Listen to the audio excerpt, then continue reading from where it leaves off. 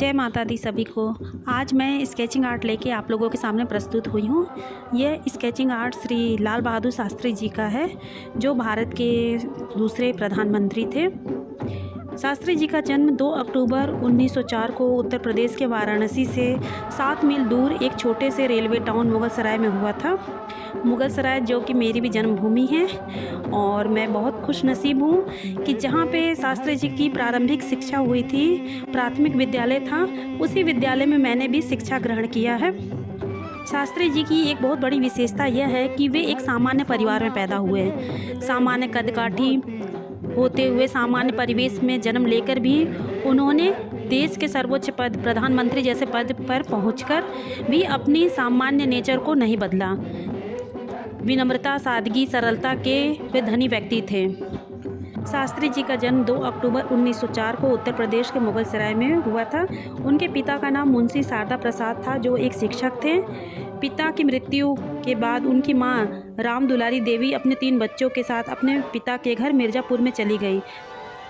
दुर्भाग्यवश उनके नाना का भी निधन हो गया। फिर उनके मौसा जी, जिनका नाम रघुनाथ प्रसाद जी था, उन्होंने उनकी मां का सहयोग उनके पालन पोषण में किया और मिर्ज़ापुर में ही उनकी प्रारंभिक शिक्षा आरंभ की।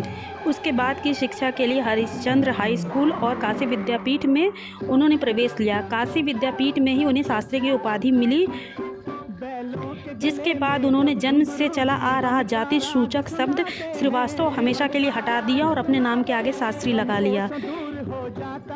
1928 में उनका विवाह मिर्ज़ापुर निवासी गणेश प्रसाद की पुत्री ललिता देवी से हुआ था।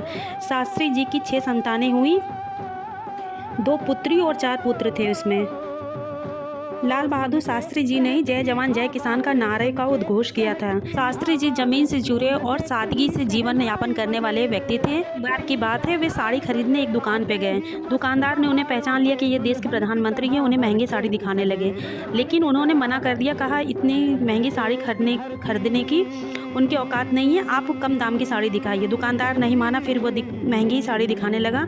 तब उन्होंने कहा कि मेरी तनख्वाह इतनी नहीं कि मैं इतनी महंगी साड़ी खरीद सकूं, आप मेरे पैसे के मुताबिक मुझे थोड़े कम दाम के साड़ी दिखाइए। तब दुकानदार ने उनके बजट में कम दाम की साड़ी दिखाई। ऐसे थे हमारे शास्त्री जी।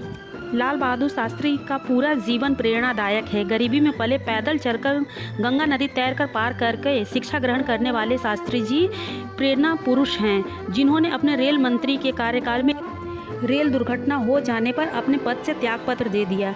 एक बार किसी ने सार्वजनिक पद लेने के विषय में पूछा तो उन्होंने कहा कि मैं नींव का पत्थर बना रहना चाहता हूँ। शास्त्री जी ने अपनी माँ तक को नहीं बताया था कि वे प्रधानमंत्री हैं। उन्होंने कहा था कि रेलवे में छोटी नौकरी करते हैं, ताकि उनकी माँ और उनके जानने वाले सारे लोग ज़मीन से जुड़े रहें और उनको साधारण व्यक्ति ही समझें। लाल बहादुर शास्त्री जी ताशकंद समझौते के लिए सोवियत संघ के शहर ताशकंद गए हुए थे, जहां पे उन्हें 10 जनवरी 1966 में पाकिस्तान के राष्ट्रपति अयूब खान के साथ ऐतिहासिक समझौते पर हस्ताक्षर किया।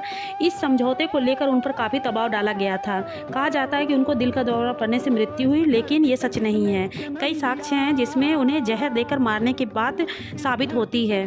बातों ही बातों में मेरी स्केचिंग पूरी हो गई। अगर आप लोगों को ये स्केचिंग अच्छी लगे तो प्लीज़ लाइक करिए, कमेंट करिए। Thank you.